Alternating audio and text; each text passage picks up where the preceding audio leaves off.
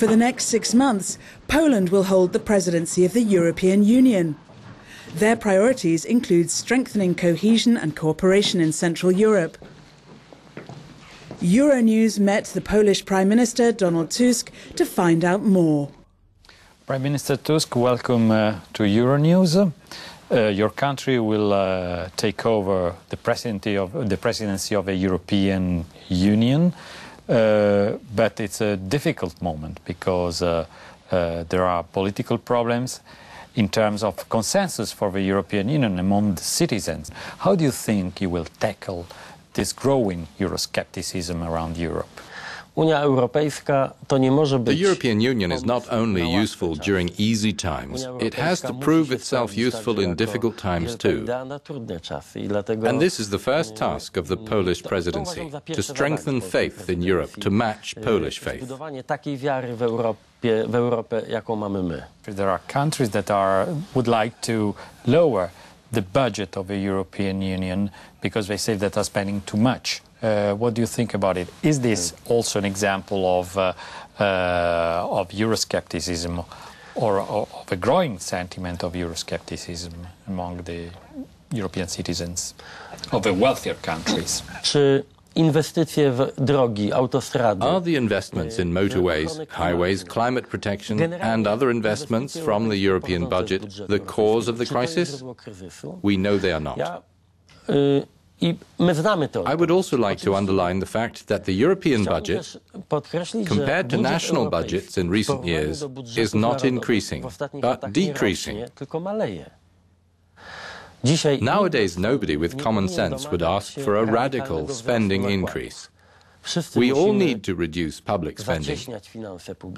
But if the victim of the financial crisis was to be the common European policy and the European budget, that would be the most serious mistake that the European Union could make. Prime Minister, I'm not talking only about, of course, the cohesion policy and the budget, but also about the countries that are bailing out other countries of the European Union for the euro crisis. In this case, it's not a matter of cohesion policy, of course. What do you think about this criticism coming from those people who have the sentiment, feeling that they are paying taxes for others? I would not differentiate between the duties of, for example, the Germans and the Greeks. We all have the same duty, which is not to waste public money, as they already have in some southern member states, and also not to resent the European Union, because in the common market of the EU, the rich countries make big profits. Sooner or later, Poland shall join the euro. Shall adopt the euro. But Polish people don't seem to be eager to do it, to adopt the single currency. What about your government? What is the opinion of your government? We took this decision a long time ago, and we take it very seriously in Poland. Accession to the EU, the treaties we signed, mean that Poland will join the Eurozone. We want to adopt the single currency as soon as possible. The truth is that today the enthusiasm of some people for the euro has decreased, but this is due to the economic crisis in the Eurozone and not a change in the way Poles think.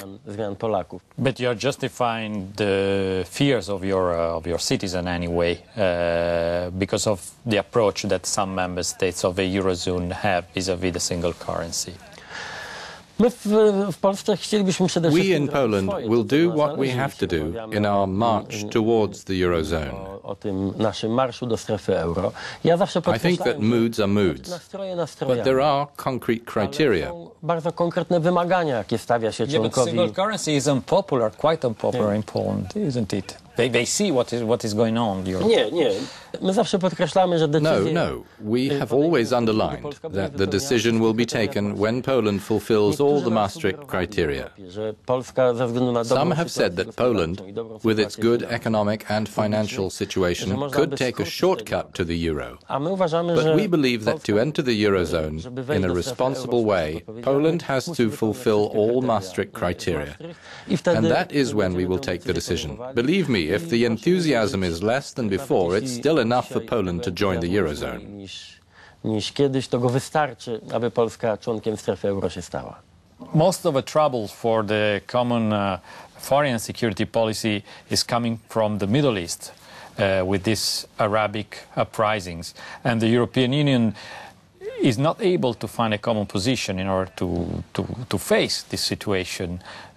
So what your government, what is the proposal that you will put on the table?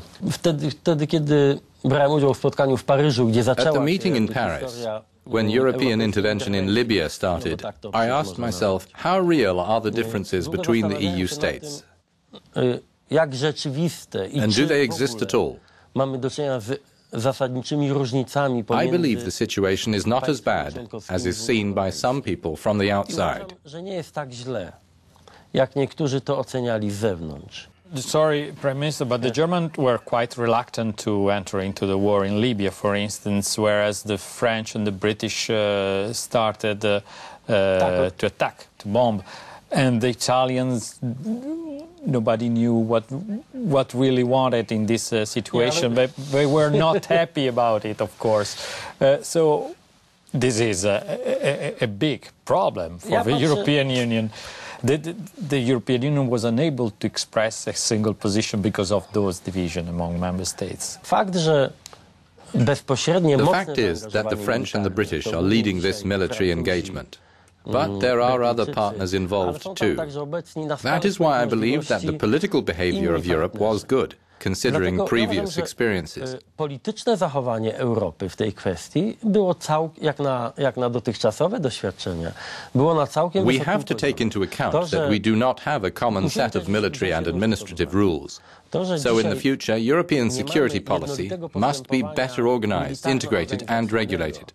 to jest właśnie najwyraźniejszy dowód na to, że w przyszłości Then we won't hear so many annoying discussions and debates on how much each country can give. Wtedy nie będzie gorszących dyskusji i debat, jakie państwo ile co może dać. And what do you think about the European Union policy vis-à-vis Russia? Do you think that it is coherent, or is Russia another issue that is dividing the European countries, the approach to Russia? Ja się bardzo cieszę, że nasza rozmowa It's good that our conversation comes at a time when we are also finalizing very difficult negotiations here in Brussels to allow Russian citizens to travel in and out of the Kaliningrad enclave without visas. obwodu kaliningradzkiego. This was a Polish initiative, and it is another step towards normalizing Polish-Russian relations. I believe that Poland, with its experience, and thanks to my government's approach in recent years, which has been building good relations with Russia, thanks to all that, Europe is on the road to a coherent, cohesive and consistent policy on Russia without radical changes. Polityka stała się koherentna, możliwie właśnie spójna i konsekwentna i bez takich radykalnych zakrętów.